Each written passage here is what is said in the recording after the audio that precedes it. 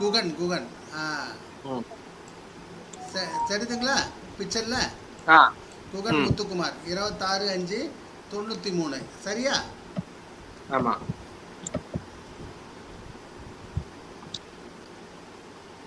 6:09 காலையில். பிறந்தது ஈரோடு. சரியா? ஆமா.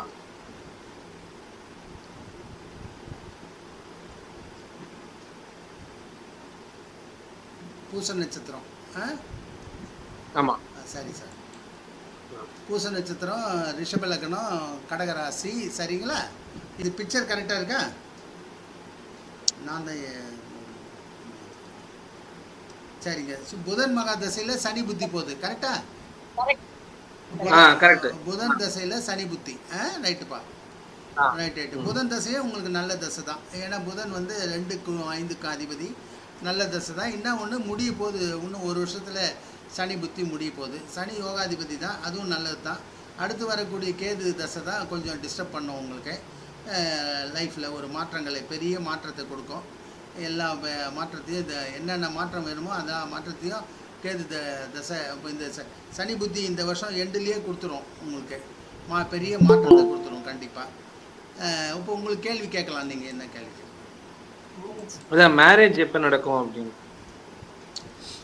இப்போ பார்த்தீங்கன்னா மேரேஜுக்குரிய காரணங்கள் என்ன அப்படின்னு பாருங்கள். இல்லை மேரேஜ் வந்து ஏன் நடக்கலை இவ்வளோ நாள் அப்படின்னு பார்த்தீங்கன்னா, லக்னத்தில் என்ன இருக்குது? ஒரு கேது இருக்கார், 7ல் ராகு இருக்கார். 7ஆம் வீட்டில் ராகு பாவகிரகம் இருந்தது மட்டும் அல்லாமல் 7ஆம் அதிபதியை யார் பார்க்குறாரு? சனி பார்க்குறாரு. அப்போ சனி பார்க்கும்போது இன்னும் 2 டிலே ஆகுது. அது இல்லாமல் 7ஆம் வீட்டினுடைய அதிபதி செவ்வாய் வந்து நீச்சமாகி பங்கமாகி இருக்கார். அப்போ வந்து லேட்டாக தான் கிடைக்கும் அப்படின்னு ஆகுதுங்க. அப்போது இந்த எப்போ கிடைக்கும் அப்படின்னா, இந்த சனி புத்தி முடியறதுக்கு முன்னாடி நீங்கள் கல்யாணத்தை பண்ணியே ஆகணும். வேறு வழியே கிடையாது. கங்கணம் கட்டி பண்ணணும். கங்கணம் கட்டி பண்ணால் தான் முடிஞ்ச மாதிரி அப்படின்னு அர்த்தம். நல்ல பிள்ளை, நல்ல பையன். ஆனாலும் பொண்ணு வந்து சீக்கிரம் கொடுக்க மாட்டாங்க. ஏன்னா பார்க்குறவங்களாம் பார்த்துட்டு அப்புறம் பேசுகிறேன்னு சொல்லிட்டு போயிடுவாங்க. ஏன்னா லக்னத்தில் இருக்கிற கேது வந்து முகத்தை வந்து பார்த்த உடனே நம்மளை கொஞ்சம் எலிமினேட் பண்ணுறதுக்கு வாய்ப்புகள் உண்டு அப்படின்னு கணக்காகுது. ஸோ அதனால் வந்து நீங்கள் அதனால் வந்து எது கிடைக்குதோ அது கல்யாணம் பண்ணியே ஆகணும். சிவா, நிறைய எலிமினேஷன் வரும். அதெல்லாம் பார்த்து மனசு வருத்தப்படும். மனம் வருத்தப்பட்டதுனால கவலைப்படாதீங்க. என்னாலும் எலிமினேட் பண்ணுங்க. இப்போ கங்கணம் கட்டினா தான் கல்யாணம் ஆகும். இந்த 1 இயரில் கல்யாணம் பண்ணலைன்னா குறைந்தது 5-6 வருஷம் பொறுத்து தான் கல்யாணத்தை பற்றி பேசணும். அது வரைக்கும் பேசக்கூடாது. சரிங்க. வேலையில் வந்து பெரிய போராட்டங்கள் இருக்கும். வேலை தொடர்ந்து இருக்கும், கண்டிப்பாக நிச்சயமாக இருக்கும். ஆனால் வேலையில் வந்து பெரிய சண்டை கிண்டை, போராட்டங்கள், மாற்றங்கள், பிரச்சனைகள், டெய்லி ஒரு பிரச்சனையை ஃபேஸ் பண்ணிகிட்டே இருக்கணும் கண்டிப்பாக சண்டையில். ஏன் சொல்லி பார்க்கலாம், காரணம் என்ன?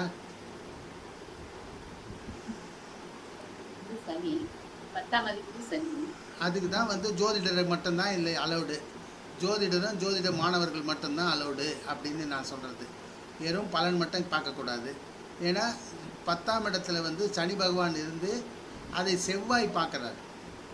அப்போ செவ்வாய் வந்து பார்வைப்படுறதுனால அங்கே தொழில் ஸ்தானத்தில் பெரும் சண்டையும் சாடியுமா எப்பொழுதும் இருந்து கொண்டே இருக்கும்.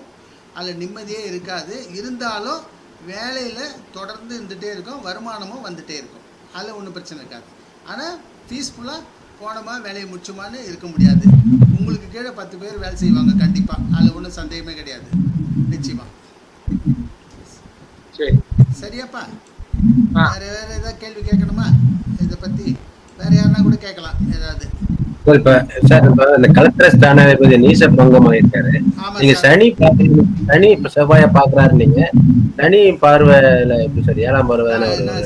சனி செவ்வாயை பாக்குறாருன்னு நான் சொல்லல, சனியை செவ்வாய் பாக்குறாருன்னு சொன்னேன். ஆமா, அது கரெக்ட் தானே. அது நமக்கு செவ்வாய் நீசம் பெற்று ஒரு இதா இருக்காரு. 2வது கால் கொடுத்த புதனும் கேதுவோட கண்ட்ரோல்ல தானே சார் இருக்காரு. செவ்வாய் வந்து நீச்சமானாலும் நீச்ச பங்க ராஜயோகத்தை பெறுகிறார். ஆமா சார். அதனால கண்டிப்பா வந்து இவருக்கு வந்து பொண்ணு நிச்சயமா உண்டு, கல்யாணம் கண்டிப்பா உண்டு. அதெல்லாம் நிச்சயமா சொல்லலாம். கரெக்டுங்களா? நிச்சயமா கல்யாணம் ஆகும். அதில் பயப்பட வேண்டியதில்லை. அவர் நான் தொழில் ஸ்தானத்துக்கு தான் ப்ராப்ளமே கொடுப்பார். ஏன்னா செவ்வாயோட பார்வை 8வது பார்வை 10வது வீட்டை பார்க்குதா இல்லையா? ஆமா சார், ஆமா ஆமா. அதனால வந்து செவ்வாய் பார்வை பட்ட இடமெல்லாம் பிரச்சனையை கொடுக்காம விடுவாரா? கொடுப்பாரு இல்லையா? அதுதான் சார் பார்த்து. இப்போ இவருக்கு 9ஆம் வீட்டு பாக்கியஸ்தானத்தையும் பார்க்குது, 10ஆம் வீட்டையும் பார்க்குது. 7, 8 பார்வை செவ்வாய்க்கு இருக்கு இல்லையா? அப்போ இவருக்கு அனுபவ பாத்தியதை கொடுக்கல. என்னதான் லக்னாதிபதி உச்சமாக இருந்தாலும் அனுபவ பாத்தியதை வந்து கட்டையில் பண்ணுது அப்படின்னு அர்த்தம். கரெக்டுங்களா?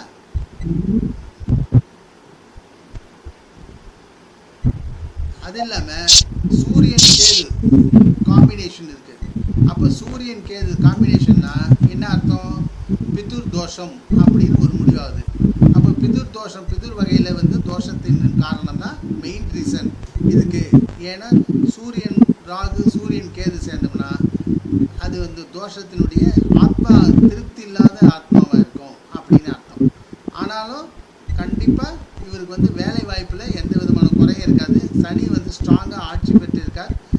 சண்டை சாடி தான் இருக்கும் வேலையில். பட் வந்து ரெகுலர் ஜாப் வந்து கண்டிப்பாக உண்டுன்னு அர்த்தம். சரிங்களா? ஒரு புது தோஷத்துக்கு ஒரு இது பண்ணாரு, கொஞ்சம் சீக்கிரம் கல்யாணம் ஆயிருமா? அந்த வாய்ப்பு உண்டா? தோஷம் பரிகாரம் பண்ணதுக்கெல்லாம் பரிகாரம்லாம் வந்து ரெமெடியே கிடையாது sir. Okay okay. First point, we have to adjust with that is the point. என்ன எப்பவுமே வந்து பரிகாரம் பண்ணால் இது நடக்கும் அப்படின்னு சொல்ல முடியாது. கடவுளுடைய கருணை இருக்கணும், கடவுளுடைய அனுகிரகம் இருக்கணும், எஃபோர்ட்ஸ் இருக்கணும். பட் இந்த பையனுக்கு வந்து லக்னத்தை வந்து குரு பார்க்குறாரு. அதனால் கடவுளுடைய அனுகிரகம் இருக்குது. என்ன ஒன்று, ஞான விஷயத்தில் ஈடுபாடு அதிகமாகிடுது. அது இல்லாமல் குரு சுக்கிரன் வந்து நேருக்கு நேர் பார்த்துட்டு இருக்கு. அதனால் ஆர்கியூமெண்ட் எங்கே போனாலும் ஆர்கியூமெண்ட்டில் இருப்பார்.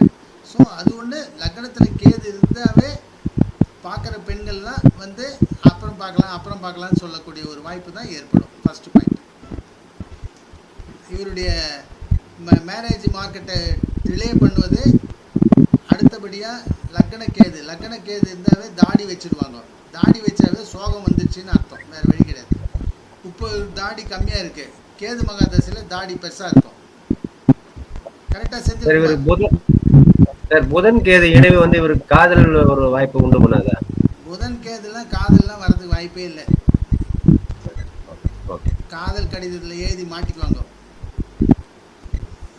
ஆமாம், யாருக்கோ அனுப்ப வேண்டிய எஸ்எம்எஸ் யாருக்கோ போயிடும். ஓகேவா? இல்லை, செந்தில்குமார் போயிட்டார் போலுக்குது.